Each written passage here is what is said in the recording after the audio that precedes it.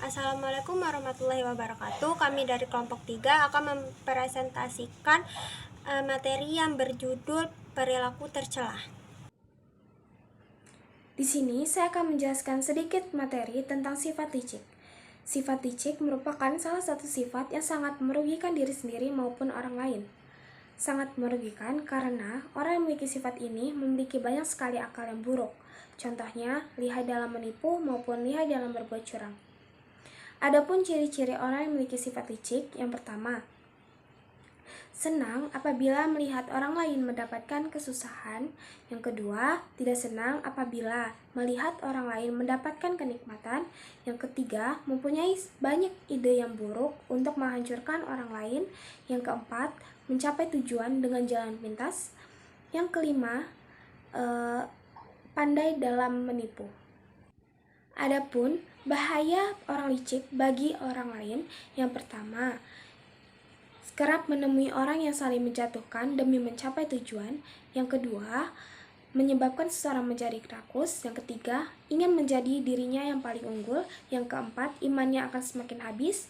Yang terakhir, ketika ia membutuhkan seseorang, ia akan mendekat dan menjilat. Dan apabila ia tidak membutuhkan orang tersebut, ia akan menjauh dan menyebarkan semua aibnya dan memfitnah orang tersebut. Adapun bahaya bagi diri sendiri, yang pertama, hatinya tidak akan tentram. Yang kedua, hilangnya keberkahan dalam hidupnya. Yang ketiga, ia akan berlumur dosa. Yang keempat, hidupnya dipenuhi dengan fitnah. Yang terakhir, hidupnya akan berakhir dengan su'ul khotimah. Adapun dalil dari sifat licik yaitu A'udzubillahi minasyaitonirrajim. Bismillahirrahmanirrahim. Wa idza laqul ladzina amanu qalu amanna wa idza khalau ila syayatinihim qalu inna ma'akum innama nahnu mustahzi'un. Yang artinya, dan bila mereka berjumpa dengan orang-orang yang beriman, mereka mengatakan, kami beriman. Dan bila mereka kembali dengan syaitan-syaitan mereka, mereka mengatakan, sesungguhnya kami sependirian dengan kalian. Kami hanyalah berolok-olok. Quran Surat Al-Baqarah ayat 14. Sekian materi dari sifat licik. Tamak berarti tidak pernah merasa puas terhadap apa yang sudah didapatkan. Namun, secara istilah, tamak adalah cinta kepada dunia terhadap harta benda secara berlebihan, sehingga tidak memperdulikan hukum haram yang dapat menyebabkan dosa besar. Dalil tamak terdapat dalam surat At-Takasur ayat 1-2 yang berbunyi Bismillahirrahmanirrahim. Alhaakumut takasur hatta zultumul maqabir, yang artinya bermegah-megahan telah melalaikan kamu sampai kamu masuk ke dalam kubur. Quran Surat At-Takasur ayat 1-2. Terus ciri-ciri orang tamak yaitu tidak pernah mensyukuri nikmat yang Allah berikan. Terus yang kedua, senantiasa tidak pernah merasa cukup terhadap nikmat yang telah Allah berikan. Terus yang ketiga, dia ingin memiliki barang yang dimiliki orang lain.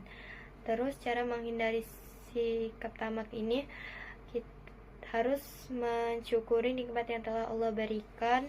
Terus yang kedua, menerapkan sikap ikhlas. Terus yang ketiga, menerapkan sikap pemurah. Yang keempat, menerapkan pola hidup sederhana. Dan yang terakhir, senantiasa berdoa kepada Allah agar dijauhkan dari sikap tamak. Ini saya akan menjelaskan perbuatan tercela yaitu aniaya. Aniaya atau zalim yang artinya adalah memasukkan sesuatu tidak pada tempatnya. Ar-Razi memiliki 10 penafsiran tentang orang zalim. Yang pertama, banyak melakukan kesalahan.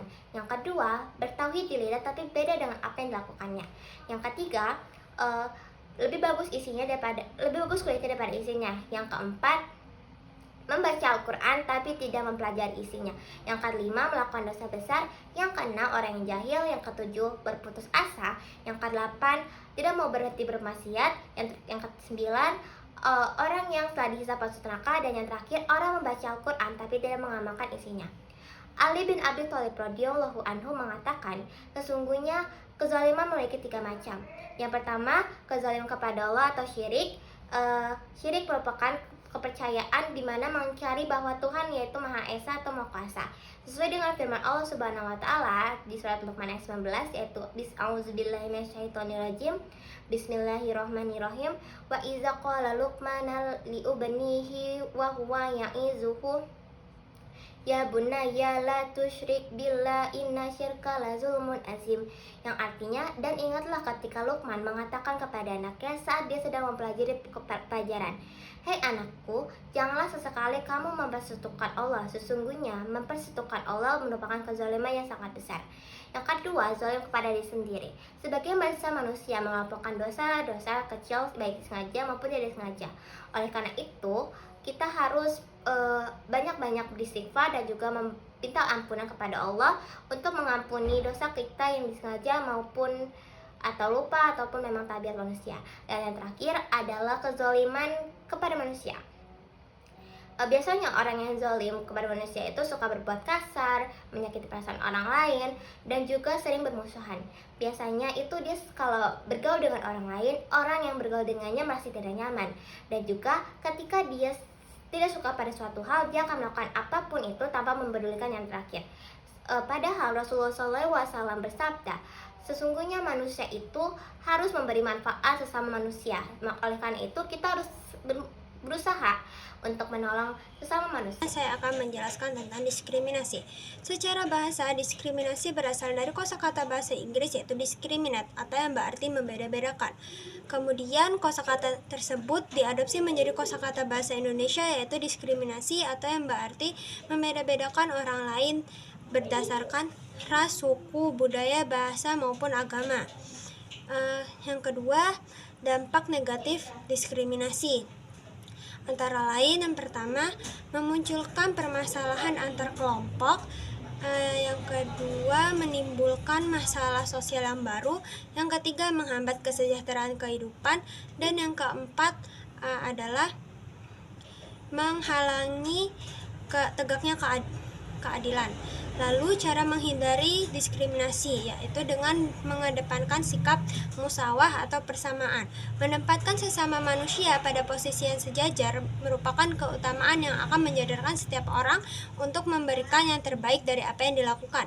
Seperti yang dijelaskan pada Allah dalam surat Yunus ayat 64 yang berbunyi lahumul busyra fil hayati dunya wa fil akhirah la tabdila li kalimatillah dzalikal fawzul azim, yang berarti bagi mereka yang gembira di dalam mereka berita gembira di dalam kehidupan di dunia dan dalam kehidupan di akhirat tidak ada perubahan bagi kalimat-kalimat atau janji-janji Allah. Yang demikian itu adalah kemenangan yang besar.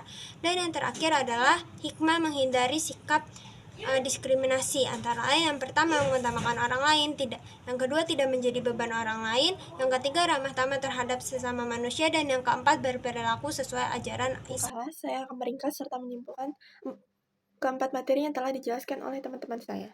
Yang pertama, licik. Licik yang artinya banyak akal, lihai dalam menipu, serta dan cuan. Ciri-ciri orang yang memiliki perilaku licik, tidak senang melihat orang lain bahagia, senang melihat orang lain kesusahan, pandai dan ulung dalam menipu, mempunyai ide untuk menjatuhkan orang lain dan mencapai tujuan dengan jalan pintas. Bahaya dari sifat licik kerap saling menjatuhkan, membuat diri menjadi rakus, ingin menjadi unggul dan imannya semakin kabur. Akibat dari sifat licik bagi diri sendiri, membuat hati tidak tenang, hilangnya keberkahan, jalannya penuh dengan fitnah, berlumur dosa dan mati su'ul khotimah. Yang kedua, tamak atau serakah. Sikapnya tidak pernah puas dengan hasil yang didapatkan. Ciri-cirinya jarang bersyukur, tidak merasa cukup, kikir, sangat mencintai harta benda, dan kegiatannya berorientasi pada materi. Bahayanya menyebabkan penyakit hati, tidak mendapatkan rahmat dari Allah Subhanahu wa taala dan menjadi kikir. Cara menghindarinya selalu bersyukur, menerapkan hidup sederhana, sifat ikhlas, rendah hati, jujur dan tidak iri. Yang ketiga, aniaya atau zalim. Pelakunya disebut zalim perbuatannya disebut zulmun, yaitu menempatkan sesuatu tidak pada tempatnya, perilaku yang merugikan dan mengabaikan hak orang lain. Menurut Ali bin Abi Thalib radhiyallahu anhu, selaku khalifah keempat dan terakhir menyatakan, ketahuilah zalim itu ada 3 macam, yaitu zalim kepada Allah, zalim kepada diri sendiri, dan zalim kepada sesama manusia. Yang ketiga, diskriminasi, yaitu sikap membeda-bedakan orang lain berdasarkan suku, ras, bahasa, budaya, dan lain sebagainya. Perbuatannya disebut diskriminatif.